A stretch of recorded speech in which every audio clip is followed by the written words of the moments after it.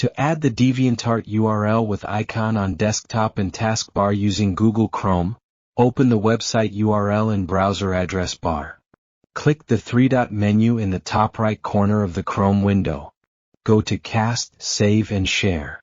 Here you can either install the page as an app or simply select the Create Shortcut button. You will have the option to name the shortcut. A shortcut will be created on your desktop while opening its folder in File Explorer. Close the browser window to view the shortcut on desktop screen. To pin the shortcut to your taskbar, right-click on it.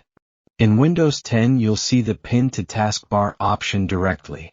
If you're using Windows 11, select Show More Options first, and then click on Pin to Taskbar. The procedure is exactly same in other Chromium browsers like Brave.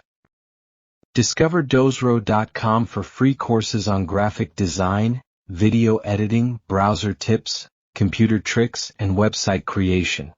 You'll also find an impressive range of products, most priced under $20. Don't forget to like the video and subscribe to the Dozro channel. Thank you for watching.